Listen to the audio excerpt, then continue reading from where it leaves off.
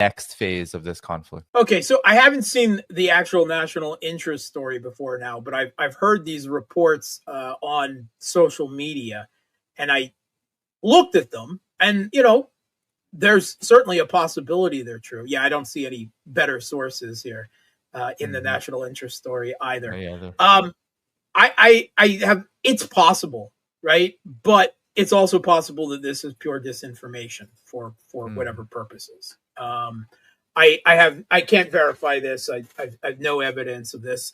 The J-10 is a good aircraft, but so is the Su-35. So now, with regards to Russia's delays with air defense, okay, so it's quite obvious that we have statements from Putin a couple weeks ago at the St. Petersburg International Economic Forum talking about, while this conflict was raging, how difficult it was to be a friend to and help Iran.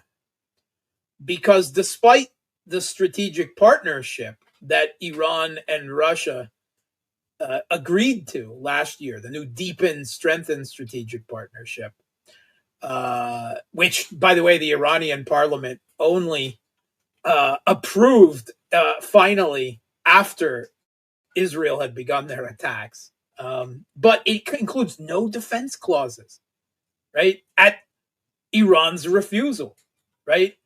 Which is a shock, because most of us assumed that Russia was already beginning the process of building an air defense network for Iran, and that's not the case at all. And he went in further that Russia had offered Iran a mutual defense pact, like with what they signed with North Korea, and Iran said, thank you, but no thank you. And that Russia had also offered or coordination on air defense, right? A joint air defense production so that air defense interceptors would even be made as well in Iran, and that Russia would help them build a multi-layered integrated air defense and EW network, and that they would even be hooked up into Russia's own satellite and radar air defense, warning system. And they said, no, thanks, but no thanks.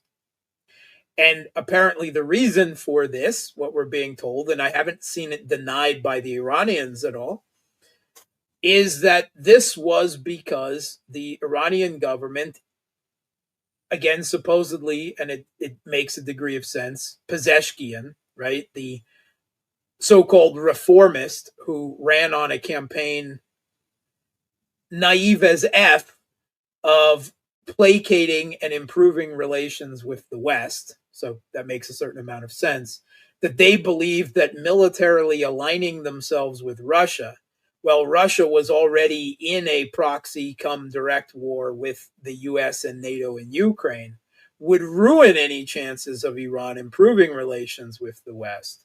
And get this, might even lead to direct conflict between Iran and the United States. So, I'm sorry, Picard epic double facepalm, right? That's the only reaction. Now, Iran is a prickly nation, all right? They've got a millennia of history, right, behind them as a civilization, that they've got their pride, their sovereignty.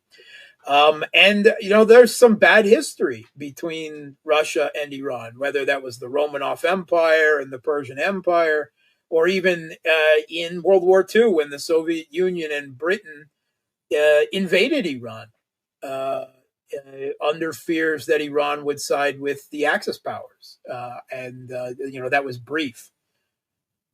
What's more is that there had been a previous agreement around a little bit before and around 2010, say, for Russia to deliver their S-300 air defense system to Iran. A little older, but very formidable still, right? Ukraine was using them to great effect in the beginning year or two of the conflict there until Russia finally got rid of them all. But Russia was going through their own naive phase of believing they could cut a deal, right? That they could ingratiate themselves with the West. This was when Medvedev was president. That was when when Medvedev agreed to the UN Security Council resolution that opened the way for, at least in their minds, for the West to dismember Libya, turning it into the failed terrorist state that it is today. But they withheld on the deliveries of these S-100s for years, right? For years before they were finally delivered. And that was out of an attempt to please the U.S. So Iran has, some reasons to distrust Russia, but it must be said that both Russia and China have come a long way in the last decade, since 2015, say, to where they are today. And I think it's obvious to us, right, in the alt media community, that Russia and China and Iran they will either hang and survive together, or they will be hung separately, right? That's it. That's the options. The U.S., sees a closing window, geopolitical window of opportunity. They wanted to take down Russia first in Ukraine. That the Biden administration, that failed. Now they just made an attempt to take down Iran. This, shall we say, prioritization and strategic sequencing, right? The end game, of course, is to go for China, but they tried to separate China by taking out Russia, and then when that didn't work, Iran next. All U.S. presidents since Obama have been trying to pivot to Asia to confront China, but they've all gotten bogged down, every single one of them, in either the Middle East or now Eastern Europe, with Ukraine and Russia as well. So I really hope that in the aftermath of this, we saw this emergency trip of Aragchi to Moscow. He didn't go to Beijing. He went to Moscow. And the Russians, they didn't, there was no transcript, no readout of what happened, but we did have Peskov saying,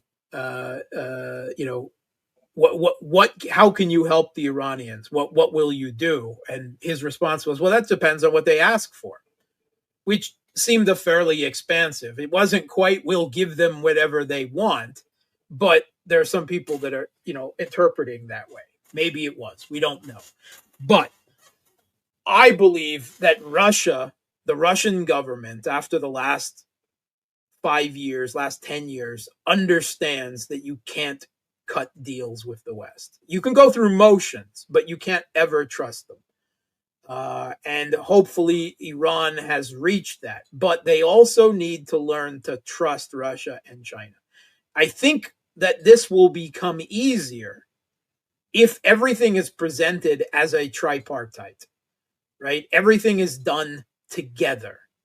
It's not just Iran has to come to an agreement with Russia and depend on and trust Russia, or depend on and trust China, but it all has to be done, the three of them together, right? Mutual defense agreements, strategic agreements, whatever it takes.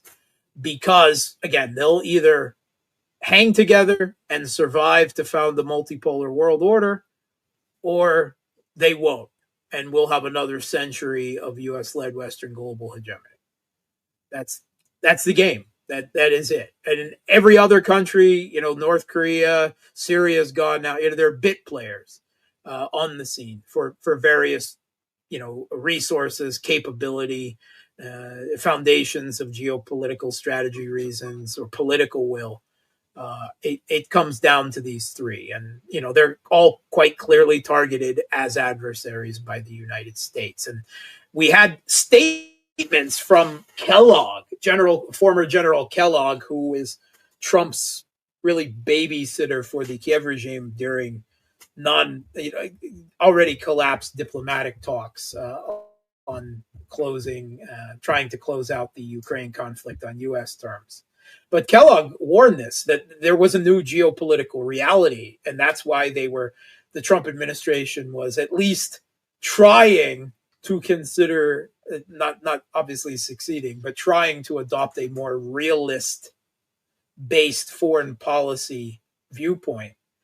Because whereas previously they could deal with Russia and China and Iran separately, that now they were all interconnected together to some ways, and they were working with each other, not to the degree that they need to, right? This needs to be strengthened. But I mean, one of the clear examples of is the U.S. goes after Iran, right? And right away, oil prices started raising. Donald Trump is freaking out and screaming at, I don't know, the market, someone, I'm watching you. You're playing into the hands of the enemy for oil prices rising. And then, it was a few days after that they tapped out of the conflict. Meanwhile, the prices of energy go up and Russia starts, we're in the money, right? The war coffers are full, keep it up. So you go after one of the tripartite, and that has negative effects that exposes the U.S. to vulnerabilities with the other two. They need to strengthen this. They need to trust each other. They need to find ways to trust each other. And the military defense between the three of them, the intelligence defense, the intelligence cooperation, and other degrees of cooperation. I could certainly say that both the Iranian media and the Chinese media could probably take some cooperation with RT and Sputnik under consideration. I mean, supposedly there are already programs of cooperation, but they don't go far enough because, I mean, RT, I got my own issues, right? They've got their petty internal politics and warts and all, but no one can deny how effective they've been in total, right? I mean, the U.S. screams about their effects in Africa and South America and how they're turning the world against them all the time. So that's certainly another degree of cooperation, but it's got to deepen, it's got to strengthen, it's got to become more than just tactical maneuvers. It's got to become deeply institutionally rooted reality. The alliance between Russia and China, Iran. They need to stop getting over this aversion to that terminology, that way of thinking. A long time we've heard, oh, SCO, BRICS. We're not a geopolitical bloc. We're against that type of thinking. Well, you may not have any interest in geopolitical blocs, but meanwhile, the opposing geopolitical bloc, U.S.-led Western global hegemony, they have an interest in you. And you have to either hang together or you'll fall separately. Yeah, and it's quite ironic, actually, that a lot of the reports about Iran potentially bolstering its air power, not necessarily air defenses, with the Chinese aircraft was going on as the defense ministers of the SCO were meeting together. So that message hopefully is starting to make the rounds. But also, Mark, I'm curious about your reaction to some have been surmising that a big reason why Iran was able to have such success with its missile targeting was that it's able to use Chinese GPS, Baidu, for targeting. And this, what is your reaction to this? Your knowledge of these kinds of systems and how it could maybe spell an indication that further cooperation would indeed be a benefit rather than a hindrance, which these three powers often see the alliance kind of fold as being potentially a hindrance to them. Yeah, I mean, both China's own satellite networks, which are growing in capabilities almost monthly, and Russia's own GLONASS system are extremely capable. And my understanding is that they themselves are increasingly actively sharing and coordinating information, Russia and China, constantly, so that it's difficult even to consider them separate, capabilities at this point, because there's so much intelligence sharing going on between the two of them. And either one of them can account for what we're hearing now about Israeli laments about how precise at least some of the Iranian strikes with their newer weapons were. And, space is just another battlefield now, right? We often think of space only in terms of science fiction and laser guns and that, but satellites, anti-satellite capabilities, I mean, that's the real game right now.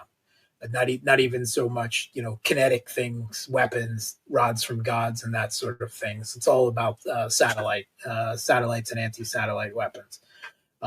It's a real thing, and Iran obviously needs help in this category, and that's certainly one of the things that they can't easily get on their own, not in any type of time frame that matters.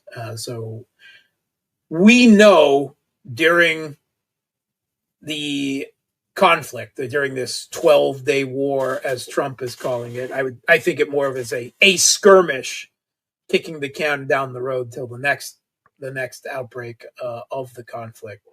But that Putin and Xi Jinping had an hour-and-a-half phone conversation that they made clear was almost entirely talking about the conflict in the war on Iran.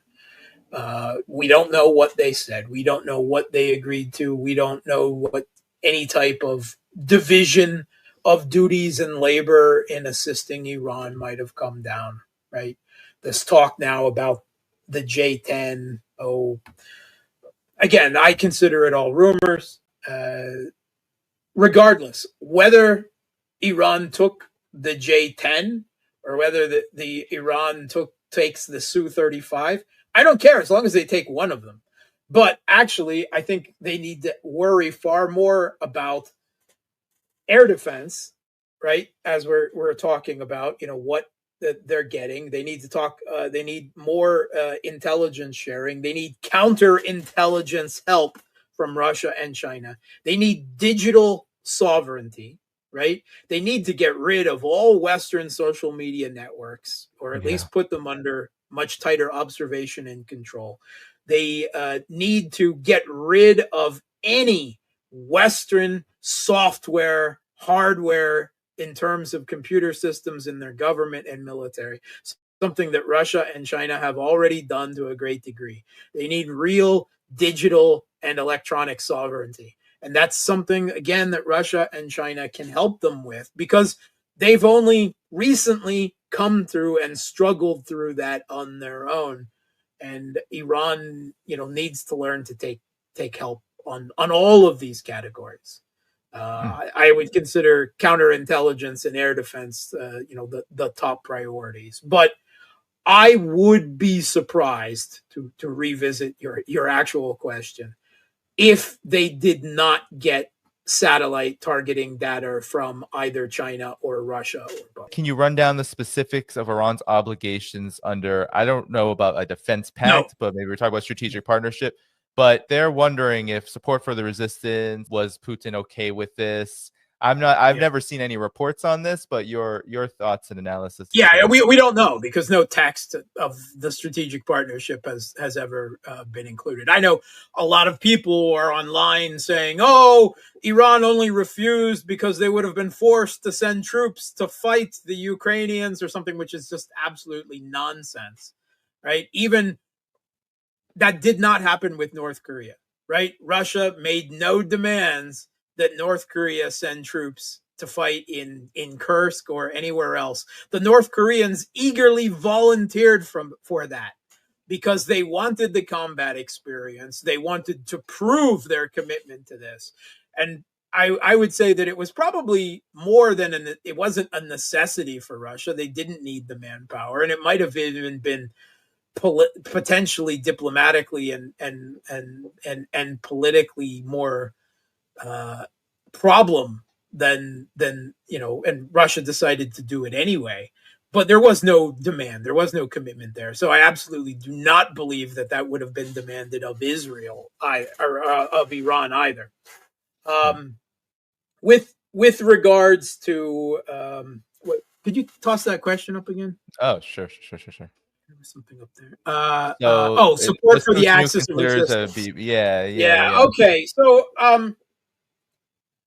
it has to be remembered that in just the last year, Russia themselves has openly suggested that they could arm the Houthis with anti-ship weapons in response to the Biden administration lobbying. Now, this is another thing that we haven't talked about, is how that largely the so-called axis of resistance, right? Iran's pro-Shia groups throughout the Middle East that Iran supports, they were a no-show in this. They might as well not have been there. I know the Houthis, the Ansar Allah, fired a few missiles in the direction of Israel through this, but obviously they had been mauled by months of U.S. and Israeli and British strikes on them, and their capability. They survived, which is great, and the U.S. eventually said this is too expensive, wasting too many air defense interceptors and strike missiles, and we're playing whack-a-mole here is pointless, and they just declared victory and sent their ships away out of range.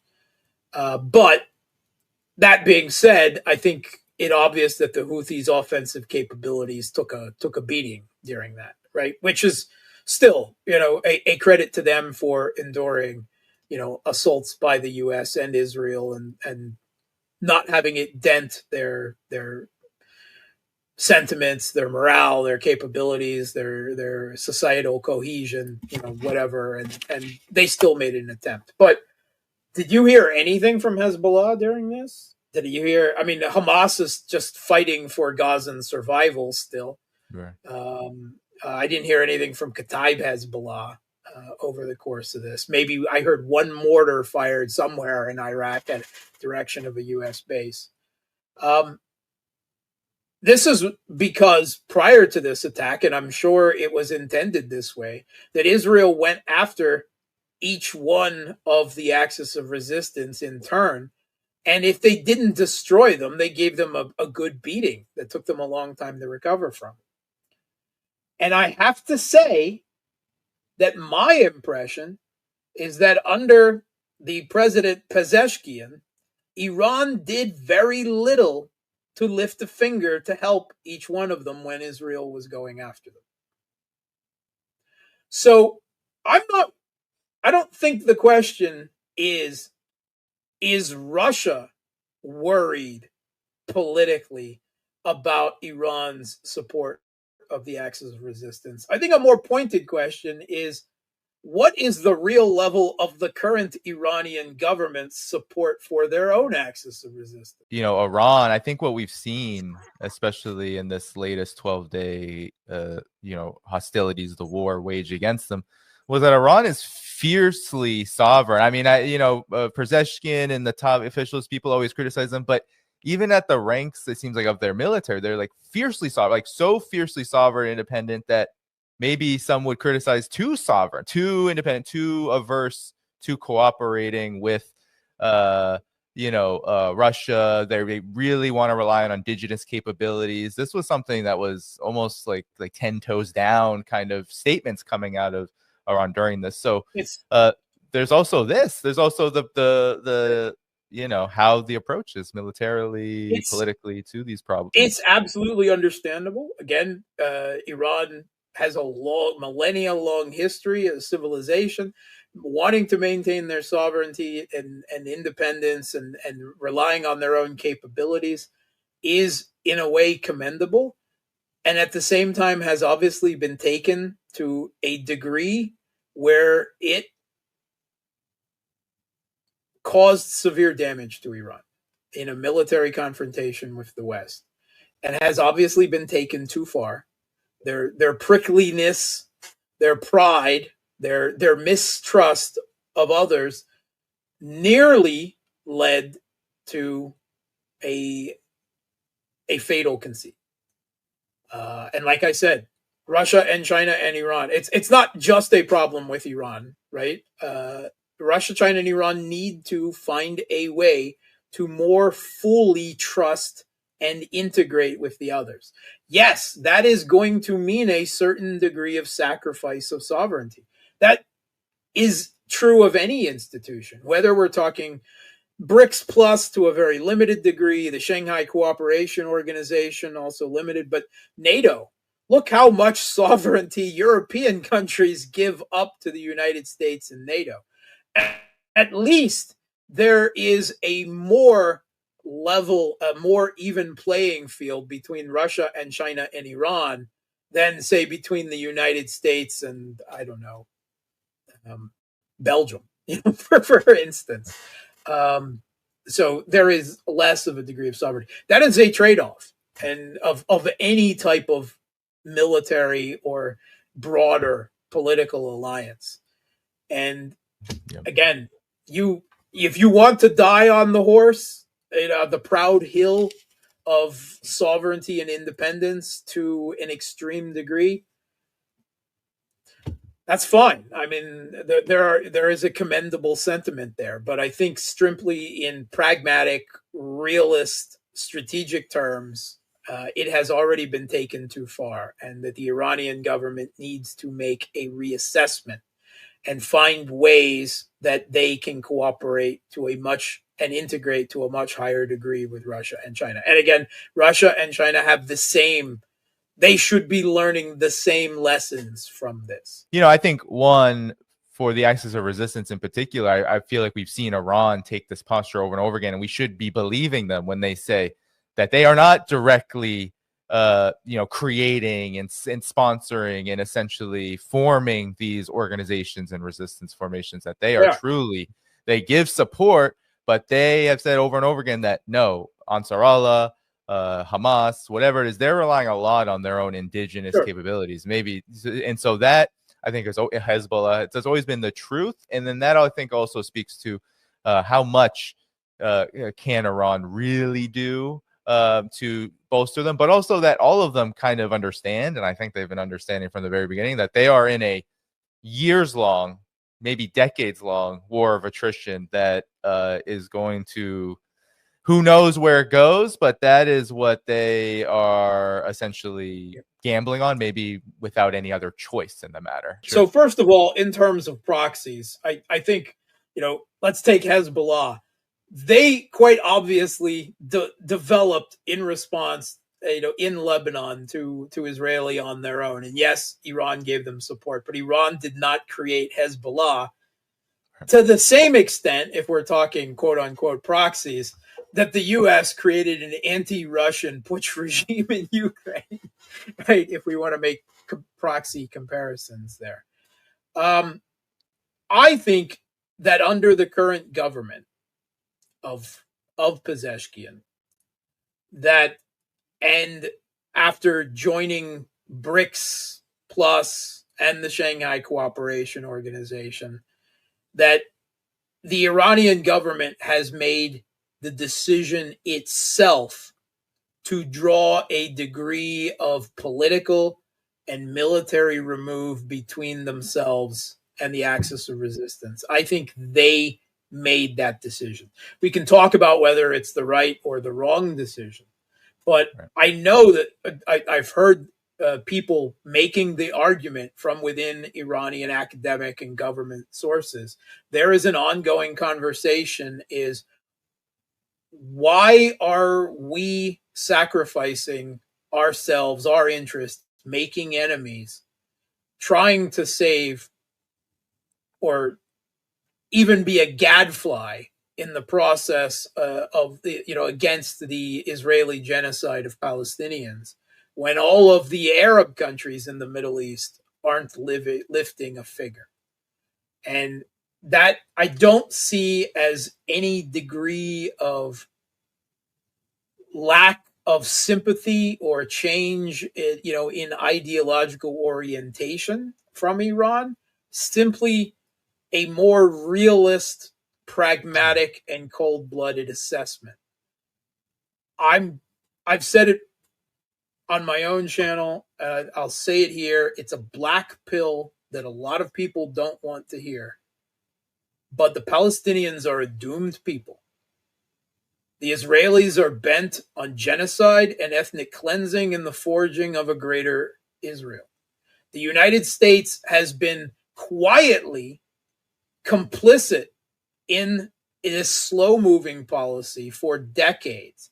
But now under the Trump administration and somewhat under the Biden administration as well, or the Blinken-Sullivan administration, this has been accelerated and greenlit to an absolutely unimaginable. Trump talking about once all the people are gone, turning it into a vacation, Gaza into a vacation resort. And there is no power on this earth at this time, not Russia, not China, not Ansar Allah, and not Iran, that can save the Palestinian people. The U.S. and Israel are both nuclear powers. They both have escalation dominance. Russia and China do not have the military power to geopolitically power project into the Middle East to save the Palestinians. They politically support them. They recognize Palestine as a state. They will condemn the U.S., but ultimately the Palestinians people in the fate of the U.S. president, and the U.S. president, who, I mean, whatever, it doesn't make any difference whether it's Trump or Biden or whatever else. You know, the U.S. course is set.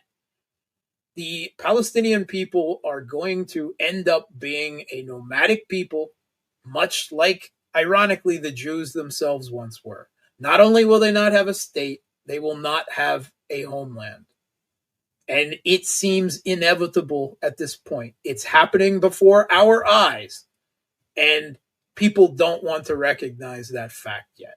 I think there is probably a reluctant but grudging and cold-blooded calculation being realized in factions within the Iranian government as well, that it's a losing cause.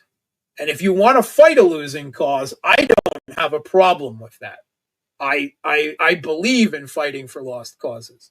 But when you're in charge of the national interests of a state, you have to make some cold-blooded and hard decisions. And I think that decision is being made in more countries than just Iran at this point.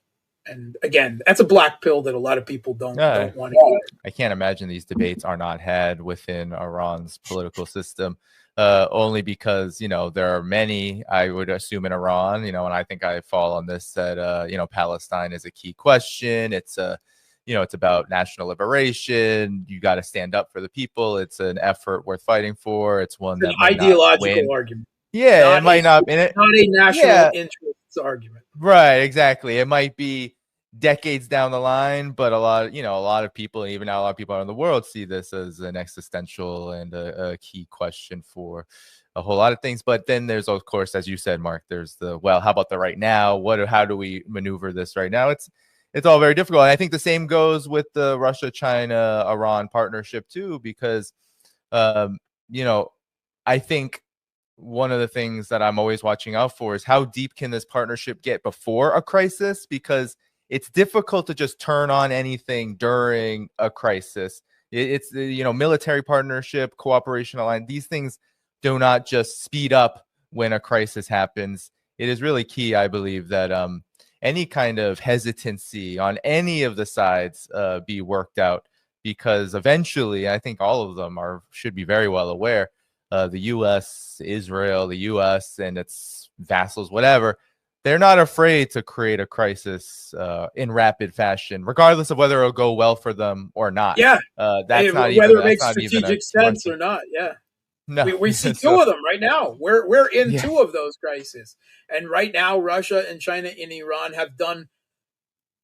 a fairly commendable job of stumbling through them. But again, they need to increase their coordination and integration in dealing with these things.